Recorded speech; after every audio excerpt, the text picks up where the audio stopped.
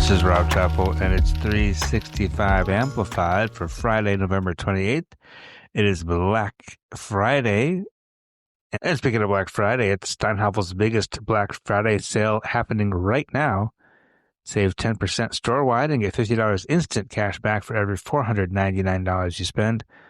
Plus, use your Steinhaffel's credit card and get a $200 MasterCard rewards card when you finance over $19.99.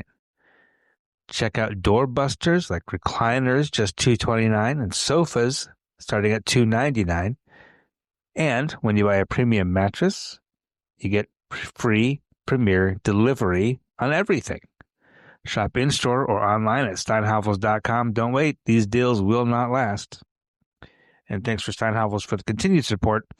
We're going to talk more about support and how you can support the work we do in a little bit.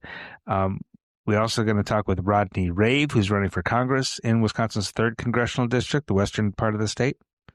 But first, a couple of news items I want to point out to you. First of all, the Boys and Girls Club of Dane County is doing their Pay It Forward campaign again. Michael Johnson, the CEO there, started doing this, I feel like sort of informally at one point, just blessing people with large amounts of money or very, very big gifts like a house or a car. Not random people necessarily, but folks who were that other people recommended. If a person's in a particular kind of need, this Pay It Forward campaign will surprise them with a blessing like a $2,000 tip if they're a wait staff or something like that. So they've formalized this a little bit. They have this 25 Days of Giving campaign that starts on December 1st, which is Sunday. And you can support that 25 Days of Giving campaign with your donations.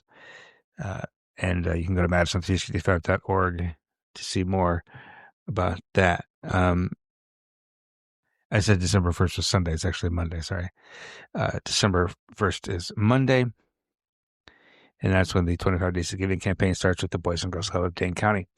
On Tuesday, December 2nd, beginning at noon, Urban Triage is going to have an event they're calling Seen and Unseen on the Capitol Square. The Capitol Square, if you've been down there, it's a very upscale kind of place, right? But also that's also where you find a lot of unhoused people. So Urban Triage is having these, they're going to have 4 displays in front of 4 restaurants around the square. And they're going to be up all day, but at noon, Urban Triage CEO Brandy Grayson is going to give a talk and a tour about how a person goes from being unhoused to being housed. And to kind of shine light on the struggles and the obstacles in that process. Urban Triage, as you may know, does a lot of work in that space. Right? They do a whole bunch of stuff. They have a farm. They do family education, all sorts of things. One of the things they do is housing security. They have a contract with Dane County to help people find and pay for housing. So this is a sort of an educational piece of that, right? We're trying to help folks like us who are privileged kind of understand what a person goes through and how a person ends up unhoused, and then the steps they have to go through to get to a more stable place. And again, that is on Tuesday, December 2nd, starting at noon on the Capitol Square. A little bit of sports news. You probably saw the Packers beat the Lions yesterday on the Thanksgiving Day game. And also yesterday on Thanksgiving Day, the Magic men's basketball team got a big win, 103-84 over Providence, which is pretty impressive. That team is off to a pretty impressive start. On the football side, Daryl Peterson III was named Big Ten Defensive Player of the Week. I don't think anybody would have expected any Badgers to get any kind of honors like that a month ago. But they did get a big upset win on Saturday over Illinois. Illinois was ranked 21st at the time. The Badgers got a pretty convincing 27-10 win. And in that win, Daryl Peterson III had 6 tackles, 3 sacks, and a forced fumble. That's a pretty impressive day. This coming Saturday, it's the battle for Paul Bunyan's axe as the Badgers head to Minnesota. We're going to take a short pause, take a breath, and when we come back, Rodney Rave will be here. He's running for Congress in western Wisconsin.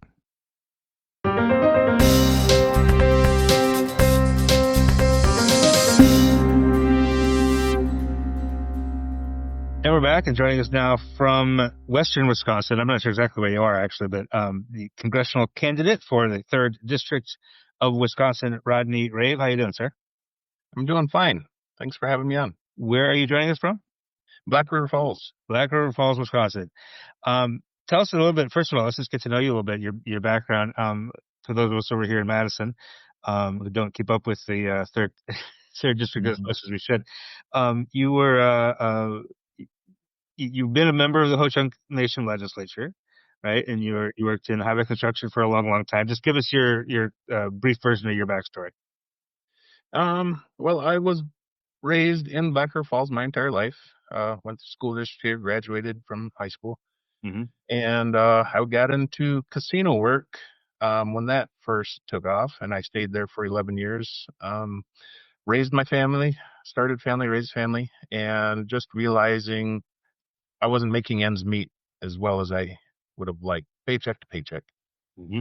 And so I moved into highway construction, and I stayed there for 31 years. I retired as an operating engineer.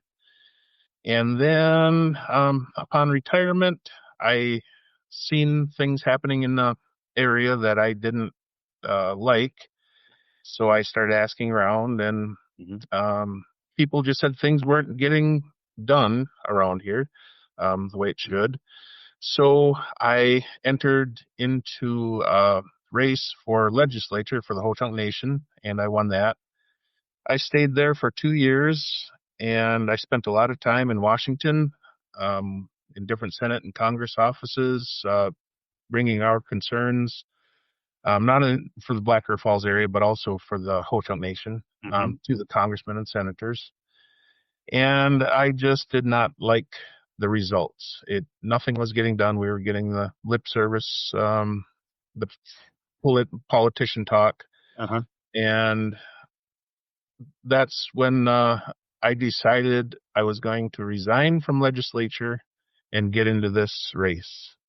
I want to be the voice for the 3rd Congressional District, along with Native tribes also. So it was I ask many politicians this question, and it's like, why? What are you doing? But it basically sounds like you were hearing from people that they didn't feel represented well, and then you experienced that yourself, and going to Washington, sitting down with legislators and other folks there, and just not hearing what you wanted to hear. What did you want to hear from those, or what did you want those legislators to do for Wisconsin and for the tribe?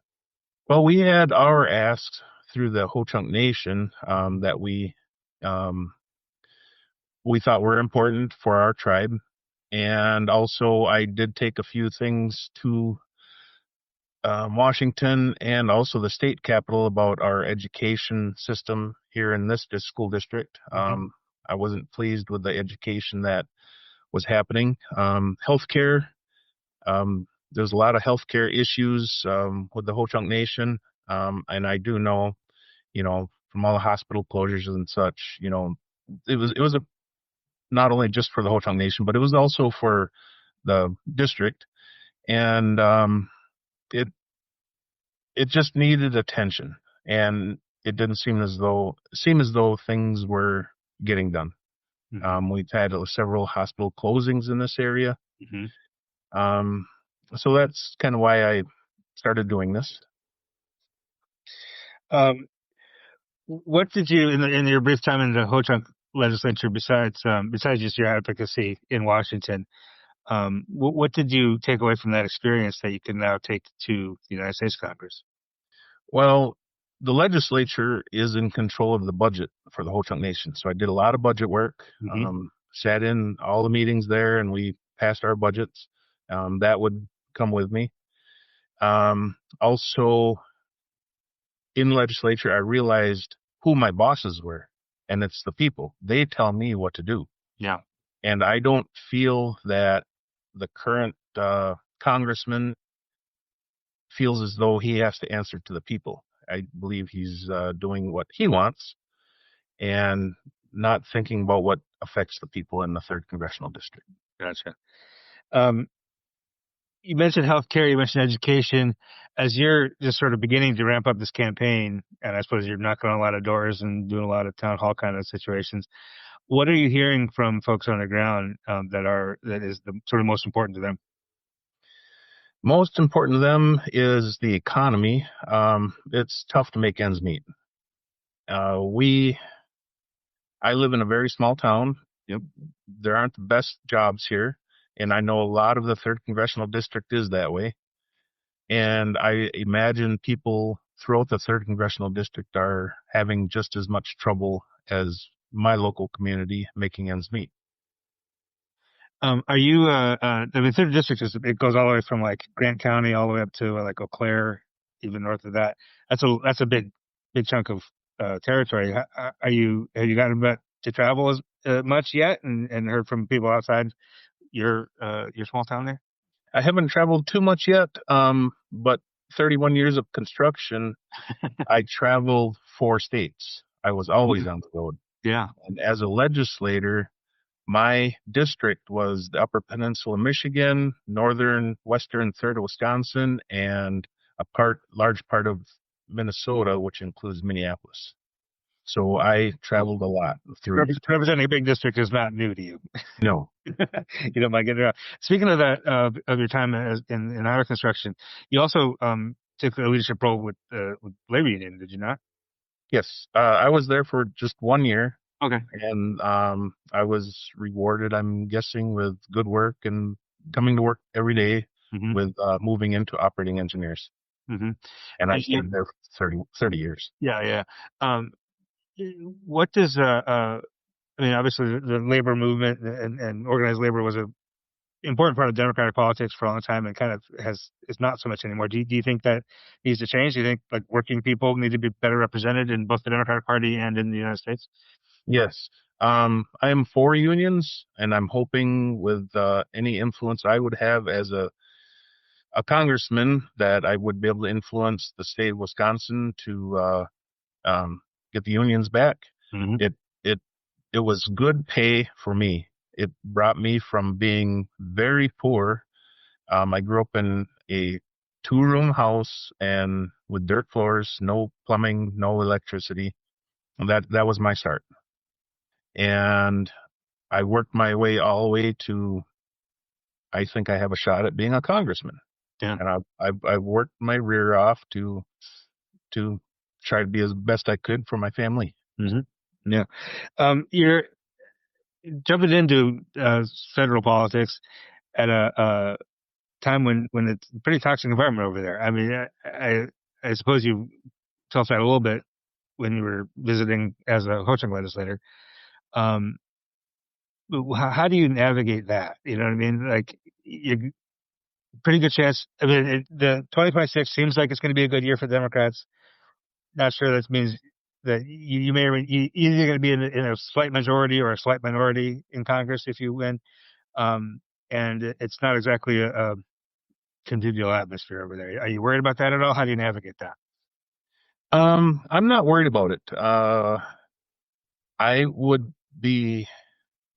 I guess I would just ask the voters to look at all 3 candidates and who they feel would be able to stand up to the bullying and the pressure in Washington. I have no problems with working with anybody and everybody, but I will stand up for Wisconsin and the third congressional districts and the tribes. I will fight for what's right for everybody. Would forgive me for not being knowing this, but would you be the first Indigenous person to represent Wisconsin in Congress? In Wisconsin, I believe I would be. Yeah. There have Well, been several Native congressmen mhm. past and Yeah. current. Right. Yeah. Yeah. There are currently, but I can't recall anybody from Wisconsin. But listeners, I will Google that and we'll let you know for sure. But what do you what is that? What would that mean? I mean, you obviously have a strong sense of identity, and you bring a different identity to Congress than the current incumbent or than anybody else from Wisconsin right now. Um, I would be bringing my Ho Chunk values that I was taught since childhood, mhm, where we take care of everybody, we help everybody, we don't ask for payment, we stand up against anybody that would such as the federal government. We would stand up and fight there. mhm, I am also a member of the Bear Clan, which in our tribe, I am basically the police of the tribe. mhm. We're the protectors, and we're also the ones who, back in the day, decided if we were going to war, which kind of falls into Congress's hands. So kind of natural fit for me. Yeah. Um, yeah, that makes sense. I think um, I think that's a good start to get to know you. And how can people follow your campaign or get involved? Uh, Rave for Congress would be the best spot. Yes. RaveForCongress.com. Randy Rave, thanks so much for your time and best of luck on the campaign. Great. Thank you very much for having me on.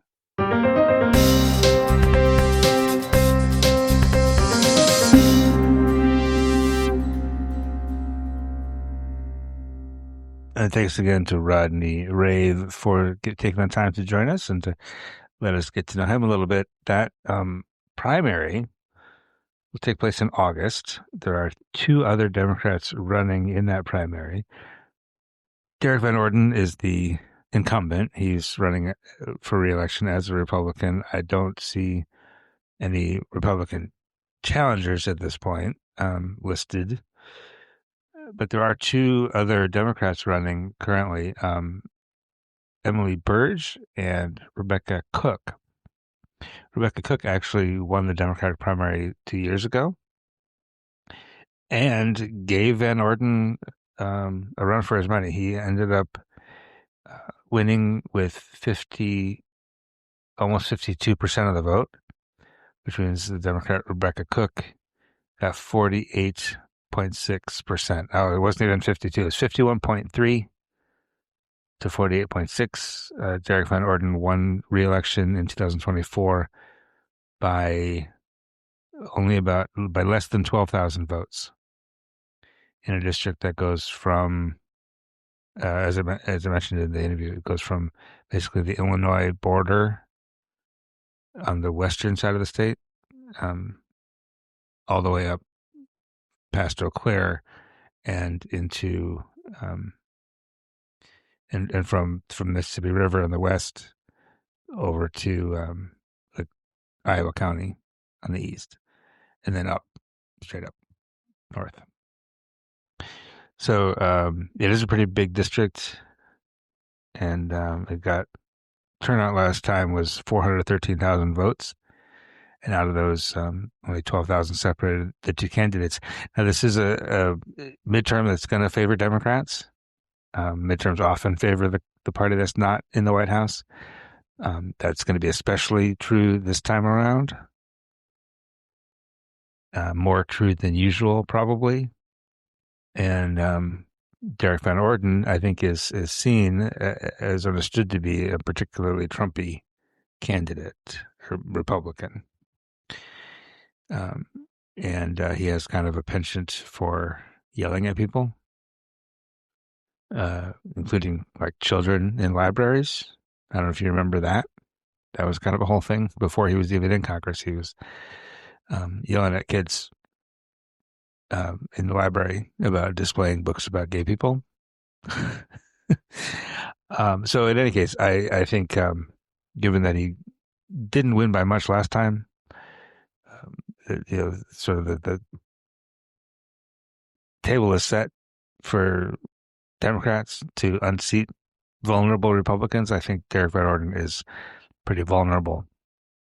And whoever wins that Democratic primary, who's Rodney Rave or Rebecca Cook or Emily Burge, has a pretty good chance of unseating the incumbent there. One more thing I want to mention before we go. It is Black Friday today, and then tomorrow is Small Business Saturday. You remember that? And then what's Sunday? Is Sunday a thing? I don't remember what Sunday is supposed to be. But Monday is Cyber Monday, when everybody orders their stuff on Amazon. And then it's Giving Tuesday, where folks are encouraged to support their favorite nonprofit causes. We call that Giving Newsday. Get it? Tuesday, Newsday, because it is the Newsmatch season, and the Newsmatch program through the Institute for Nonprofit News.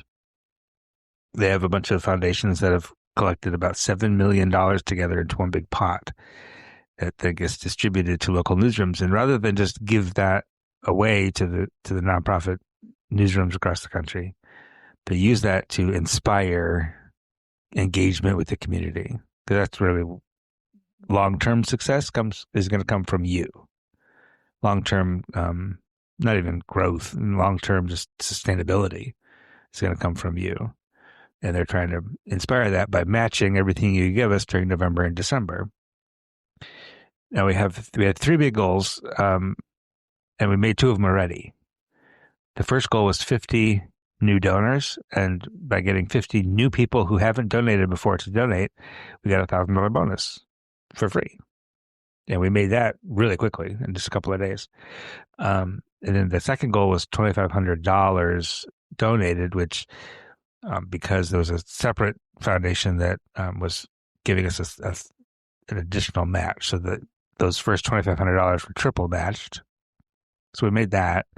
Now we got to make $15,000, and it's not like we'll close if we don't make $15,000, But everything up to $15,000 is matched.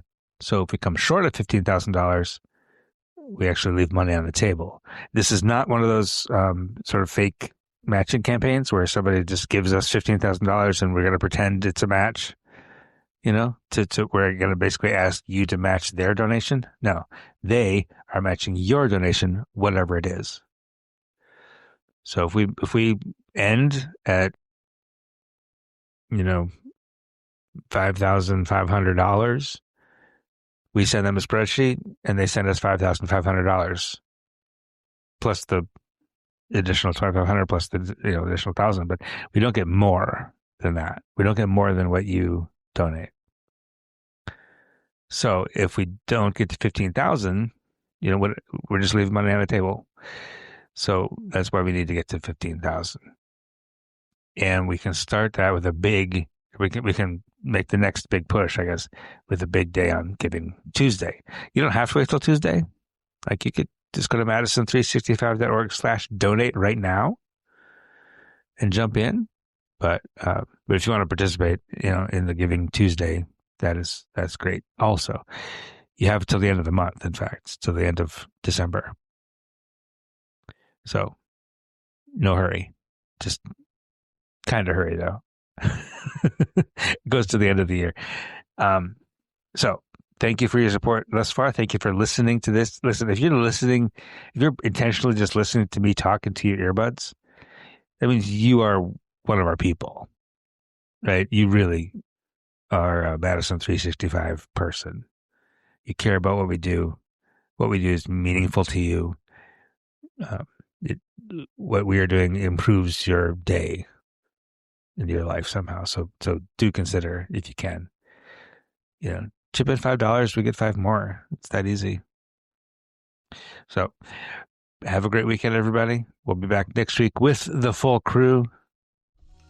Thanks for listening. We'll talk to you real soon. 365 Amplified is produced and edited by me, Rob Chappell, and is a production of 365 Media Foundation, a nonprofit, local, independent media organization in Madison, Wisconsin. wherever you're listening to this right now. Hit the subscribe or follow button to get new episodes every Friday. And between episodes, get your latest news at madison365.org and follow us on Blue Sky, Facebook, Instagram, LinkedIn, and Threads. Wherever you get your news, we'll be there.